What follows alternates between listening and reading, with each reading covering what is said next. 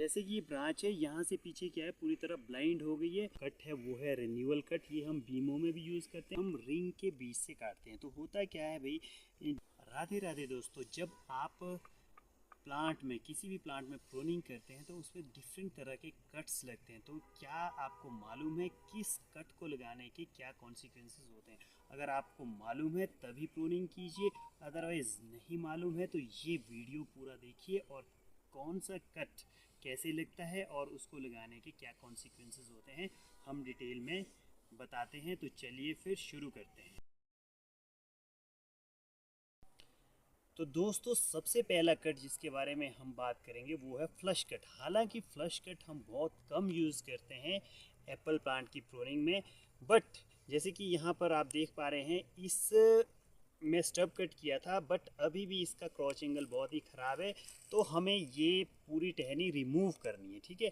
तो जब हम इसको रिमूव करते हैं तब जो कट दिया जाता है उसको हम फ्लश कट बोलते हैं। फ्लश कट कैसे दिया जाता है, ये आप देख रहे हैं, ये like this is called the collar, ठीक है। हमें बिल्कुल नज़दीक से ये कट नहीं मारना है, क्योंकि जब ये उसके बाद सड़ के अंदर को आता है तो हमारे मेन स्टेम को डैमेज कर देता है। इसलिए जो ये कट है ये थोड़ा सा हम बाहर लगाएंगे, कॉलर रीजन को छोड़कर इस तरह से ये कट लगना चाहिए। इस कट को हम बोलेंगे फ्लश कट। ये देखिए, ये बिल्कुल लग गया है।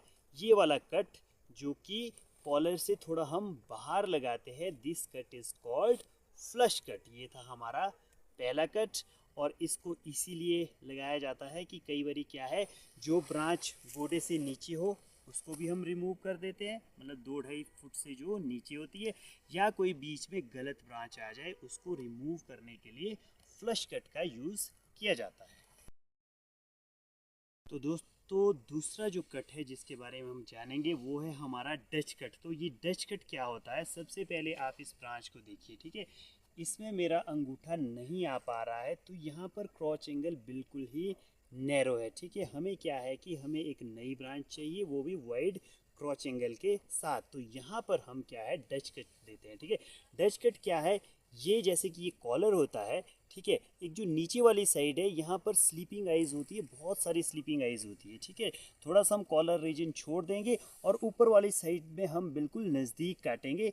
इस तरह का हमें एक कट देना होता है जिसको कि हम टच कट बोलते हैं। अब जो ये नीचे वाली साइड है, यहाँ से एक पतली सी ब्रांच आएगी और उसका जो क्रॉच एंगल होगा वो हमेशा ही वाइड होगा। तो डच कट क्यों दिया जाता है, अगर आपके पास कहीं ऐसी ब्रांच है, ठीक है, जो या तो बहुत मोटी हो गई है, उसको आपको रिन्यूअल पे डालना है, या क्या है जिसका बहुत ही जो क्रॉच एंगल है नैरो है, हमें नई ब्रांच क्या है वाइड क्रॉच एंगल के साथ चाहिए, तो हम डच कट लगाते हैं।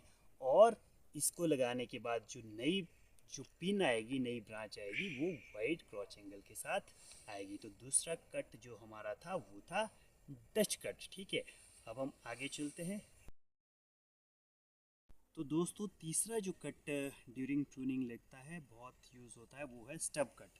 जब हम कैनोपी बनाते हैं शुरू में, तो अगर कोई ब्रांच इस तरह से मोटी हो रही हो, जैसे कि यहाँ पर आप देख सकते हैं, इसका क्रॉच एंगल बिल्कुल बढ़िया है, बट ये ब्रांच क्या है, मोटी हो रही है और लीडर को कंपटीशन दे रही है, इसको वीक कर रही है लीडर को। तो इसको हम एक स्टब रखते हुए रिमूव करेंगे ताकि हमें क्या है, पतली सी ब्रांच मिले। तो इस तरह से हम इसको कट करेंगे यहाँ से। तो इस तरह के कट को, जिसमें कि छोटा सा हम स्टब रख लेते हैं, this cut is called stub cut. अब यहाँ से एक नई ब्रांच आएगी जो कि थोड़ी सी पतली होगी और डिले हो जाएगी एज़ कम्पेयर टू लीडर, और लीडर को एक मौका मिल जाएगा ऊपर को ग्रो करने का। तो इसीलिए हम जो स्टब कट है उसको देते हैं, ताकि जो ब्रांच है वो थोड़ी सी कंट्रोल में रहे, ज़्यादा विग्रस ना जाए और लीडर को भी कंपटीशन ना दे। तो ये था हमारा स्टब कट, ठीक है दोस्तों। चौथा जो कट है वो है reduction cut. As the name is suggesting, reduction मतलब कम करना। जैसे कि ये ब्रांच आप देख पा रहे हैं बहुत लंबी चली गई है, हमको 3-3.5 फुट की ब्रांच चाहिए, क्योंकि बीच में हमको सर्विस एरिया चाहिए। तो हमें ये ब्रांच क्या है, छोटी करनी है, थोड़ा सा वीक पे डाल देंगे। तो यहाँ पर इसको छोटा करने के लिए हम जो कट यूज़ करेंगे that will be called reduction cut. अब थोड़ा सा हमारे को ब्रांच क्या है थोड़ी सी छोटी हो गई है। अब जब यहाँ पर मैच्योर बीमा बन जाएगा तो हम कहीं इसको मैच्योर बीमे पे काट लेंगे। इस तरह से क्या है, ये ब्रांच कंट्रोल में रहेगी। तो this is called reduction cut, ठीक है। नेक्स्ट जो कट है वो हम बहुत कॉमनली यूज़ करते हैं, जो कि हम रिंग के बीच से काटते हैं। तो होता क्या है भाई, जैसे कि हम जो प्रोनिंग शेयर है उससे छोटी पिन को छोड़ देते हैं, उसको हम अनटॉप छोड़ते हैं। तो पहली साल जो अनटॉप छोड़ते हैं वो वहाँ से ग्रोथ में जाती है, और यहाँ पर एनुअल रिंग, जहाँ से ग्रोथ शुरू होती है, एनुअल रिंग फॉर्मेशन होती है। तो अगर हमने यहाँ पर स्पर फॉर्मेशन करनी है, जैसे कि नीचे को स्पर बन रहे हैं, ठीक है, और इसको आगे ग्रोथ स्टॉप करनी है, जैसे हम अगर इसको ऐसे काटते हैं तो ये आगे ग्रोथ में चले जाएगी, बट हमारे को यहाँ पर बीमा चाहिए, ग्रोथ नहीं चाहिए, तो हम ये रिंग के सेंटर में काट देंगे, ठीक है। इससे क्या है कि ये ग्रोथ इसकी बिल्कुल रुक जाएगी और यहाँ पर स्पर फॉर्मेशन होगी। तो इस तरह का कट भी हम बहुत टाइम में बहुत बार यूज़ करते हैं ग्रोथ को कंट्रोल करने के लिए और स्पर फॉर्मेशन करने के लिए, जो कि रिंग के बिल्कुल सेंटर से हम काटते हैं, ठीक है। नेक्स्ट जो है वो आपने बहुत बार सुना होगा हेड बैग। ये हेड बैग क्या होता है, जैसे कि यहाँ पर देख पा रहे हैं आप, ये पिन है। तो ये जो पिन्स है मुझे ग्रोथ पे चाहिए, तो यहाँ पर मैं बिल्कुल जो आइज़ होती है उसके ऊपर से एक स्लेंटिंग सा कट दे देता हूँ, ताकि क्या है कल को ये आई क्या है ग्रोथ में जाएगी, ठीक है। इस तरह से हम जो कट फॉर एग्जांपल इस तरह से दे देते हैं बिल्कुल आइज़ के साथ, तो ये क्या है ग्रोथ में चले जाएगी। इस तरह के कट्स को हम बोलते हैं हेड बैग। जैसे लीडर को मुझे ग्रोथ पे ले जाना है, बढ़ाना है, तो यहाँ भी मैं इस तरह के कट दे देता हूँ। इस तरह के कट्स को हम हेड बैग बोलते हैं। तो हमारा नेक्स्ट कट है बेंच कट, जो कि मैंने बहुत सारे प्रूनर देखे हैं नए पुराने पेड़ों में यूज़ करते हैं। कई बार क्या होता है, एक जो ब्रांच है उसको एक पर्टिकुलर डायरेक्शन में ले जाने के लिए या तो उसको छोटा करने के लिए हम ये बहुत ही गलत कट यूज़ कर देते हैं। दिस इज़ कॉल्ड, अगर मैं इसको यहाँ से काटता हूँ तो इसको हम बेंच कट बोलेंगे। मैं काटूंगा नहीं पर इसको यहाँ से, क्योंकि ये बहुत गलत कट है, अवॉइड करना चाहिए। इससे क्या होता है कि माना कल को ये ब्रांच बहुत वीक रह जाती है और कभी भी इस पर फ्रूट लगता है तो यहाँ से ये बिल्कुल वीक हो जाती है और टूट जाती है। मैक्सिमम चांसेस रहते हैं और ये सारी स्किन को अपने साथ ले जाती है और बहुत बड़ा घाव कर देती है। और जैसे अगर मैं इसको यहाँ से भी काटूँ तो इसको भी हम बेंच कट बोलेंगे। तो ये जो बेंच कट है ये प्रूनिंग में हमेशा most of the time avoid करना चाहिए, ठीक है। तो this is called bench cut. तो दोस्तों जो हमारा अगला कट है वो है thinning cut. Thinning cut as the name is suggesting, हमें थोड़ा पतला करना है। अगर हमारा पौधा घना है, जैसे कि ये देख पा रहे हैं आप, ये ब्रांच है, इसके ऊपर ये ब्रांच है, इसके ऊपर ये ब्रांच है, ये एक दूसरे के ऊपर आ जाएगी फ्यूचर में, तो ये बहुत घना जा रहा है पेड़, तो हमें इसको पतला करना है। तो इसके लिए हम जो कट देते हैं उनको बोलते हैं थिनिंग कट। फॉर एग्जाम्पल मैं यहाँ से ये ब्रांच भी उड़ा देता हूँ, ठीक है ना।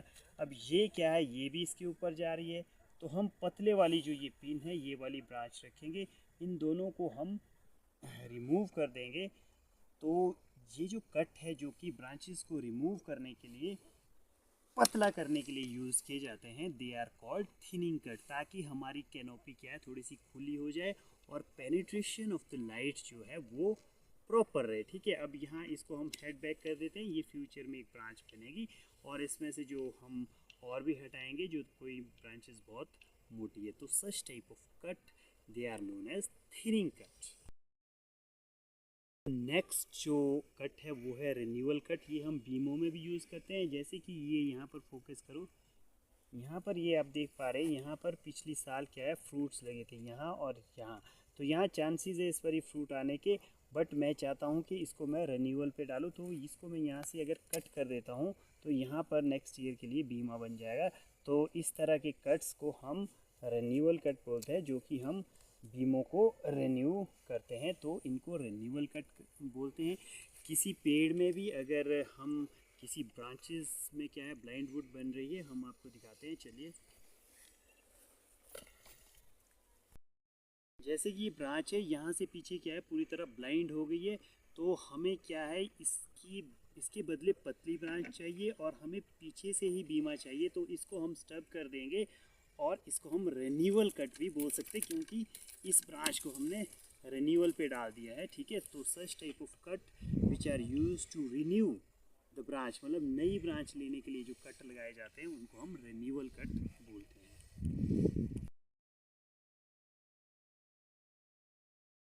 तो दोस्तों last but not the list, दो तरह के जो कॉमन लैंग्वेज में हम कट यूज़ करते हैं, जैसे कि अगर किसी ब्रांच को हमने हेड बैक करना है तो हम उसको थोड़ा सा तिरछा कर देते हैं, बहुत ज़्यादा तिरछा नहीं, थोड़ा सा तिरछा, जो कि यहाँ आप देख पा रहे हैं आइज़ के साथ रहेगा, थोड़ा ऊपर और थोड़ा सा स्लैंट में रहेगा। इसको ऐसे कट्स को बोलते हैं हम स्लैंटिंग कट, ठीक है। यहाँ पर आप देख पा रहे हैं थोड़ा सा तिरछा है ताकि पानी क्या है ऊपर से थोड़ा सा नीचे बहकर आ जाए, ठीक है ना। अगर हम इसको थोड़ा बड़ा करते हैं तो क्या है, जो जख्म है, जो घाव है, वो क्या है, बड़ा हो जाता है, ठीक है। इसके अलावा एक कट हम सीधा मार देते हैं, कई बार इस तरह का कट जो होता है उसको हम बोलते हैं राउंड कट, ठीक है। तो एक ये जो हो गया, this is the slanting cut and this is the round cut, ठीक है। ये डिफरेंट डिफरेंट तरह के जो कट्स थे उनके बारे में हमने डिस्कस किया है। तो दोस्तों आज हमने बहुत तरह के कट्स के बारे में, प्रूनिंग कट्स के बारे में और उनकी जो साइंटिफिक इम्प्लीकेशंस थी उसके बारे में जाना। तो एक बात याद रखिएगा, अगर आप श्योर नहीं है कि कौन सा कट लगाने के क्या कॉन्सिक्वेंसेस हो सकते हैं तो काइंडली कट मत लगाइए। तो फर्स्टली प्रॉपर जानकारी ले लीजिए प्रूनिंग की, सो दैट जो आप कट लगाएं उसका कोई नेगेटिव इम्पैक्ट ना पड़े प्लांट पर। तो वीडियो अच्छी लगी तो मेरे चैनल को आप सब्सक्राइब कर दीजिएगा ऐसी ही साइंटिफिक इंफॉर्मेशंस के लिए। Thank you very much, have a nice day, bye bye.